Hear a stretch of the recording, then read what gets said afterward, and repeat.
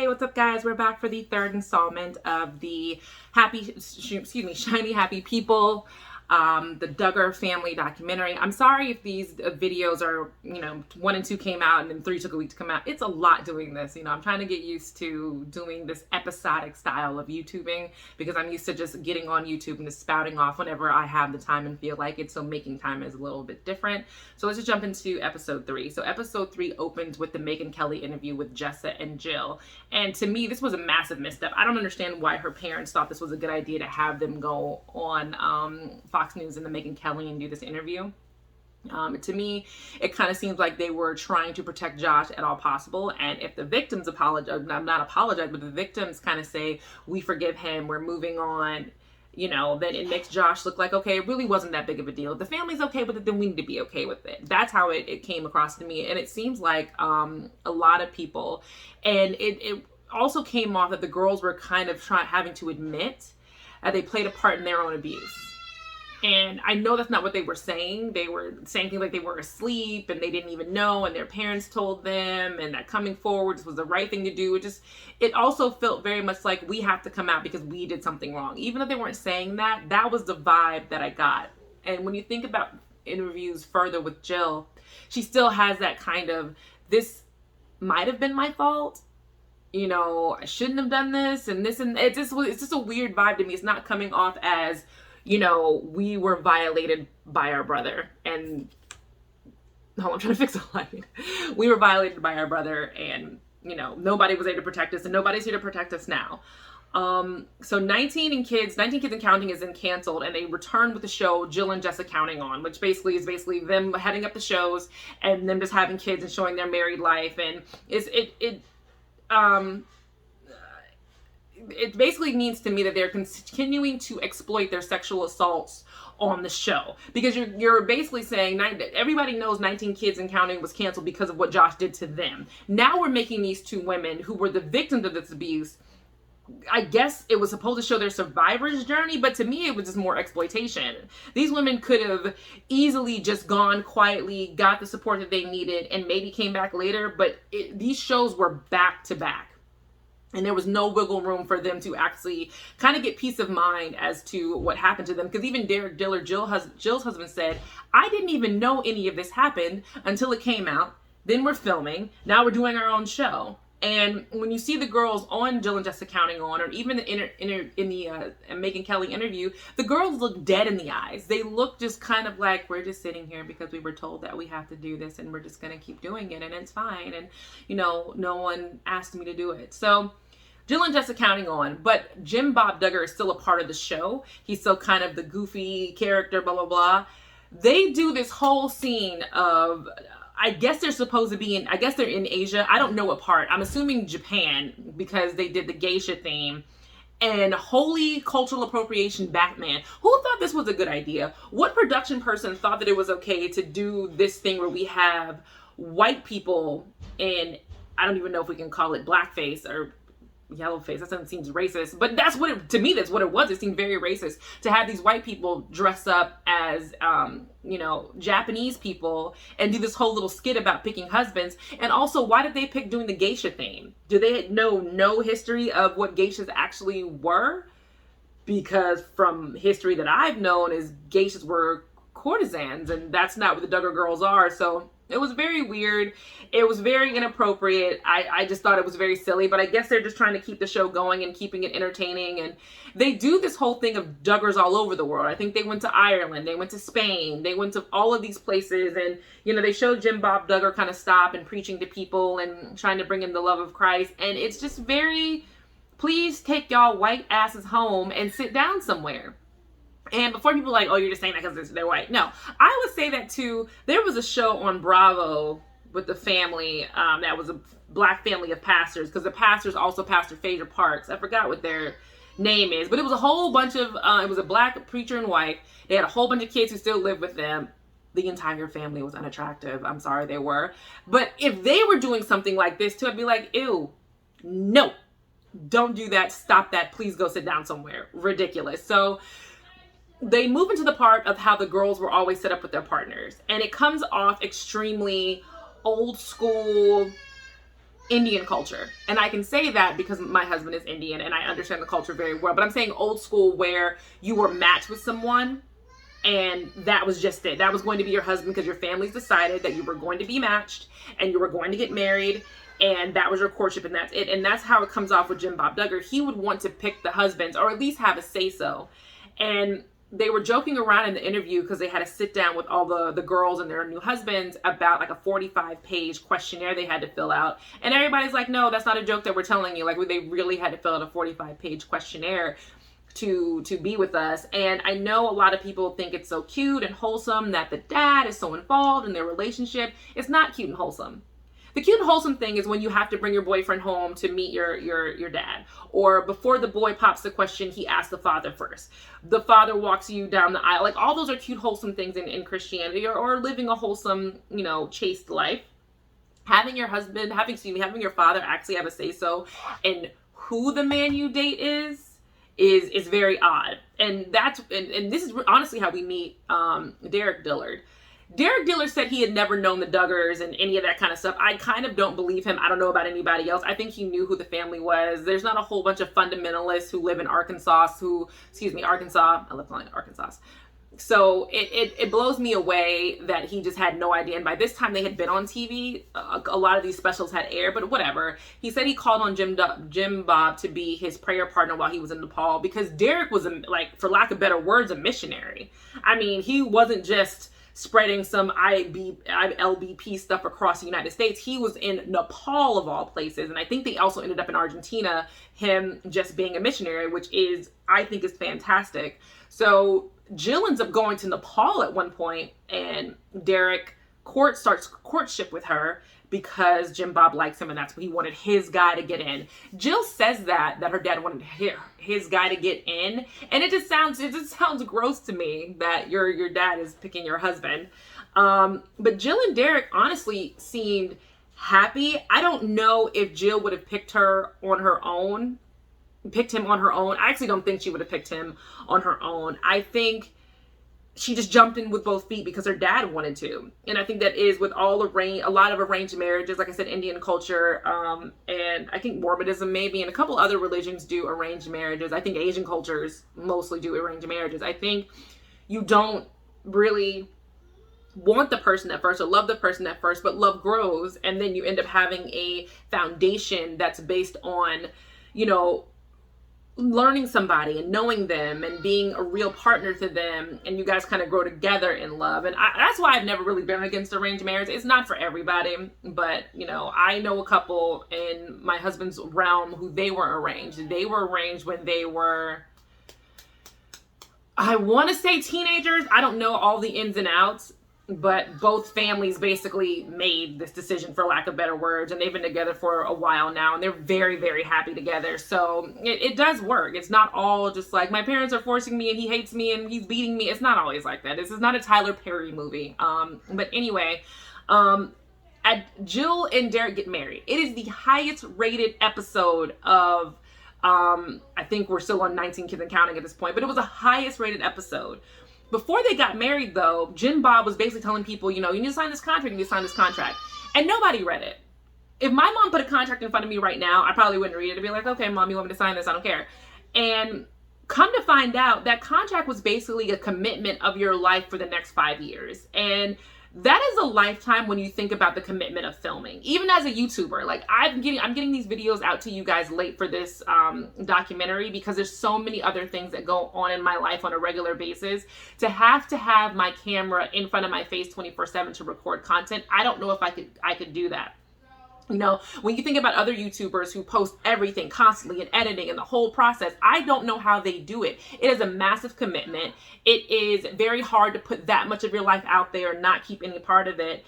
And it's just a onslaught of criticism that you get. The same thing with being on TV. And Jill didn't really want to do it. When she got pregnant, they wanted to record the birth, and they were like, are you okay with us being in there for pre-labors? And she was like, actually, no, I don't want none of y'all in here. I don't want you guys in here. And I get that. When I gave birth with to my twins, I'm kind of happy that it was during COVID, because that kept my labor and delivery just me and my husband. there was like a nurse would come in and out, but most of the time it was just me and him in that moment. And the entire time we stayed in the hospital with the babies, it wasn't all these people. So her not wanting them in the delivery room, totally get it.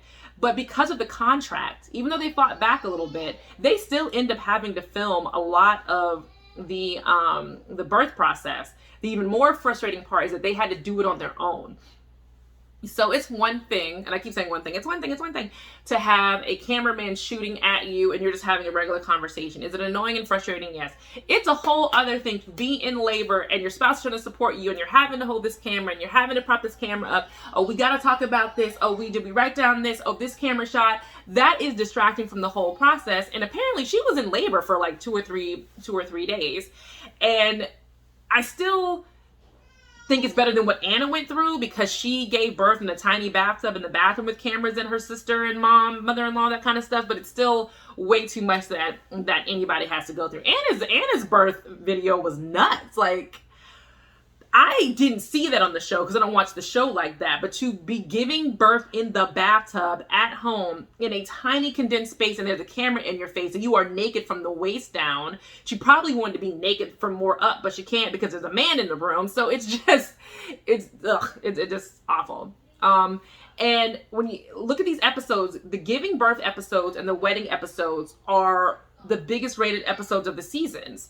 And they're all on the backs of the women. The women are literally doing all the work. They are giving birth to the children. They are going through this wedding process. They are picking out stuff. They are showing them raising their kids, moving to the home. The women do all of the work and they have no power in any of these situations. Jill couldn't say no in her own giving birth to her child situation. How can you not say no in that situation when you should be in complete control of your body and have total autonomy over the entire situation? And that has to be just very deflating. And you're doing it because you're contractually obligated to, but that just has to be frustrating to be there, and lonely. Even though you have your husband there, it's got to be lonely. Your parents are supposed to be there to protect you, especially in vulnerable moments. And when your parents are just leaving you out to the wind, I'm glad my parents are just not like that. They wouldn't do that to me for money. And when you come to money, come to find out, none of the Duggar children, even the adult ones, were getting paid anything. There was no trust funds being set aside for the younger kids. There was no money given to the older kids. It was just Jim Bob Duggar was getting paid by TLC and signed all the kids as dependents, even the kids who were 18 and 19 at the time. So that fell under Josh Duggar as well.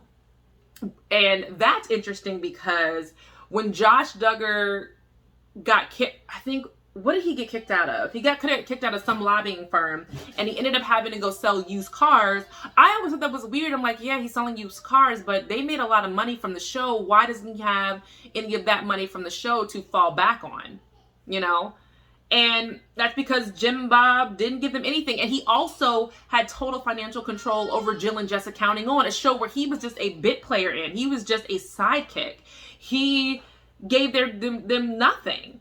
And so it later comes out that, Jill Duggar and Derek were having to use food stamps and on a food bank trying to survive because they didn't have any money to call their own. And a lot of people thought they were lying. But when you watch this documentary, you realize, oh, you guys were broke, like broke.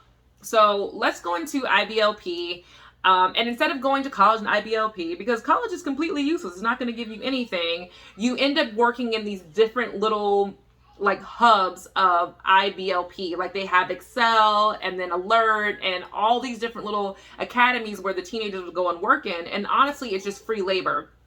And a lot of nonprofits do this. Churches, nonprofits, religious organizations, they all do the same thing. They rely so much on volunteers, but a lot of those volunteers are working the equivalent of a 40-hour work week. In some cases, a 60-hour work week. I mean, look at Big Cat Rescue in Florida. And you might be familiar with the name because that's Carol Baskin's Big Cat Rescue organization. She does not pay any of her volunteers. They all work there. There's different levels, but she's getting free labor to take care of all of these animals with them actually not having to, with their volunteers not actually having to get paid. I don't know if you guys can hear that. My kids are outside crying. No, I am not ignoring them. They are with their nanny right now.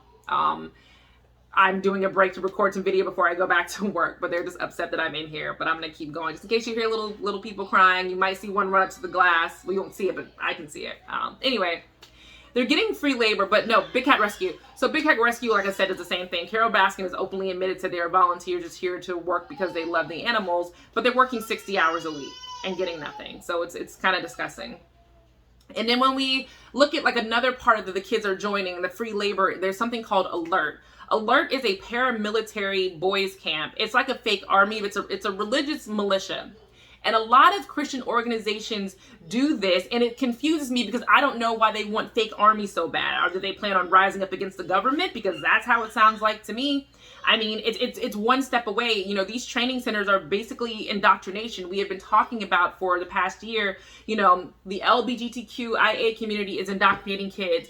The school system is indoctrinating kids. College is indoctrinating kids. But we have religious organizations that are actually indoctrinating kids into this militia religious organization that will basically say, if the government is not following what we believe, then the government must not be right because we believe in God and God was based in the United States. It can go into that weird zigzaggy thing that is not safe for anybody. And IBLP is not the same only organization that does this. Scientology also has like I guess it could be considered the Navy, a fake Navy. I don't know. It's the Sea Org. You sign your life over to the Sea Org and you get a badge and a medal, and it's also paramilitary. It's just paramilitary from the naval side. And the leader of the Scientologists, David Miscavige, he's the leader of the Sea Org. It's just very odd to me. And it definitely is indoctrination, and it's very, very dangerous. So they show Bill Gothard and the IBLP people going to male prisons and saying that, you know, military men and police are all, you know, needing these teachings and this education. All this should go into these organizations because it can help them. I find it very disturbing that all the men that should have aggression or have aggression are now learning how to control everyone around them, including their wives and children. Like, do we really want prisoners who could be dangerous learning about that they should be the head of everything in their lives and that their wives are underneath them and their children are under their control? Do we really want military men who could be dealing with PTSD, could be dealing with a lot of different things coming back from war, having this mindset? Police officers as well. Like, I don't think this is safe. I don't think it's safe for any man. But those, like when they mentioned male prisoners and military men and police, that really were just kind of like, oh, this seems like a really bad thing. Let's move on. Next thing is, you know, Jill and Derek try to get some kind of money from Jim Bob, and it was like a weird back and forth for it. And he's basically saying, you know, you don't really need the money for anything, but I'll give you something. And they weren't even offered to get minimum wage, like $10 an hour for the amount of time that they're filming. And that's just very sad. It basically just shows that Jim Duggar does not care about his family. If you are a parent, and he made a lot of money from that show, someone said an estimated $19 million from that show, you should be willingly looking at your kids saying, you need a new house? Here's a new house. Here's also $75,000 for you to do whatever you want to do this. Oh, you are going to go to college? Here's $40,000 plus a new car to get you back and forth coming and traveling from home. It's all these things he could be doing, and it never popped up to him. It's just all of him just getting the money. And Jill and Derek decide, I don't want to do this anymore. And which is their right. No one should have to work for free. I shouldn't have to volunteer 100% of my life for my family. I'm not in Alert. I'm not in the Sea Org. I'm not in any of these organizations. I am your child. I'm putting in the work. I'm doing what I need to do. And if you're not going to pay me, that's fine. And because they stepped away, they start getting, you know, kind of threatening texts from some random person who they don't really find out who this person is. They're assuming that it might be Jim Bob Duggar, but doesn't know. But it's just kind of like, you know, you're going against God and you're going against tradition and family and blah, blah, blah, blah, blah, blah, blah. It's just just a tactical way to pull them back in the family or guilt them into coming back. And Jill and Derek don't. They just kind of suffer the consequences of, you know, being ostracized from their family. And, you know, it's sad. And when you think about the Duggar girls compared to the Kardashian girls, and they say this in episode 1, but when you really think about it, let's say the Duggar girls weren't getting money from this, whatever, fine. They should at least, I always thought they were doing endorsements for, wholesome stuff, cooking shows and family content and showing off your Hefty bags or Dawn soap or we use this or pet stuff, something wholesome. They weren't doing any endorsements. I don't think the contract allowed them to do so. And I also don't think it even dawned on them that they were allowed to do something like that. The Duggar girls should be the wholesome version of the Kardashians. Honestly, the amount of work that the Duggar girls did in those days and younger than the Kardashian girls is actually more work than what the Kardashians did. They should be on the same level at this point. The Duggars should be having cooking brands at Walmart, and they should be having clothing lines at Target, wholesome clothing lines at Target. They should be having paint supplies at Michael's. They should be having content and maybe a family talk show, the wholesome version of The View, and they have nothing to show for 7.5 years of putting their life on TV. No offense, I don't like the Kardashians at all. I think that's a whole different video. I have no problem watching the Duggar girls do a Duggar girl version of The View. I would watch that. I wouldn't mind watching the Duggar girls, do cooking content. I would watch that. Now, would I be some weird fan and content, binge it every day? No, but I would appreciate it. They're doing something. So let's get into Bill Gothard. I have this down in my notes. I'm going to say this right now. Bill Gothard has never been a husband and has no children, but has the unmitigated gall to be teaching people how to be a father and how to raise children. I don't know why no one ever questioned this. This is when I heard this, I had to listen to this 5 times. So this man never had a family? What is he basing this off? Off of that there's this authoritarian thing that a husband needs to be so over his family and a wife should be completely covered and wear skirts. Like, I don't understand it. And why didn't anybody question it? Was everybody so beat down and just so under his thumb that no one thought about questioning it? It's just so weird to me. But Bill and his brother end up basically being excommunicated because they were not practicing what they preach, which is most men in religious organizations are like Bill Gothard. This is not news to me. There are hundreds of pastors in Christianity. There are hundreds of pastors in Catholicism, Hinduism, all who preach a certain kind of lifestyle and live the exact opposite. But all of them aren't excommunicated, so shout out to them for finally getting rid of them. Let's see. He claims he stayed single because he claims that he stayed single because he was waiting on a woman to be brought to him by God. The reality of it is that Bill Gothard had a plethora of girls that were brought to him on a regular basis to work in one of these weird little alert camps or Excel camps or whatever, and he wanted to prey on them. You can't prey on them. I mean, I guess you could prey on them if you're married, because in IBLP it didn't matter if you were married, you could do whatever you wanted to do apparently. But that's what he was doing. He was bringing girls to his office. There was heavy petting. There were, touching and rubbing and kissing and just he was just a lech. Excuse me. He's the right word. He was a pedophile. He was. And we're wondering where Josh Duggar and a lot of these boys who have gotten into this religious organization learn it. They learn it from somebody like Bill Gothard. So after hearing these things about Bill Gothard in the documentary, Josh Duggar's issues with his sisters don't seem so, oh my God, I can't believe he did this. It's more just like, was he taught to do this? And the girls are taught that it's your fault. How short was your skirt? Was your hair tempting? Were you blinking too fast? Did your cheeks turn red because you were embarrassment? Maybe he thought you were flushed. Maybe he thought you were interested. It's your fault. And add that onto it being a very submissive culture or organization that IBPL is. You have an authoritarian figure who is doing something to you and telling you that you have to obey and go along with it. I'm not shocked that a lot of these girls were molested or raped or any of that type of stuff, because who are they supposed to go to tell? There's no one to tell. There's no one to help them. There's no one to listen to them. Let's see, they're preying on women, and there's another girl in there who was running from sexual abuse in the home, and she's running from sexual abuse only to be sexually abused again by somebody else who's in her organization. There's no escaping it. You have somebody praying over you and then praying over you. And I'm using that word the same way. They're praying over you and then praying over you later that night or later on in the day. And even if these women endure all this, like they're saying, you should endure because it brings you closer to God. You should endure because it brings you closer to God. You are left with such a disillusion about who you are and what God is for you. Because one of the girls on the documentary said, I used to be jealous of the girls who were sexually assaulted because, you know, it means God wanted to use them. And why wasn't God using me? Let that sink in for a second. You have other girls saying that they are jealous of girls who've been sexually assaulted because it showed that God wanted to use them in a specific way. And it made the girls who weren't sexually assaulted wonder, what's wrong with me that God didn't want to use me? That is disturbing, but that's what happens in a lot of these religious cult organizations, that things are morphed and twisted and warped in a way that you don't understand that what happened to me is bad and wrong, and it shouldn't have happened to me, and it was not my fault. Let's see.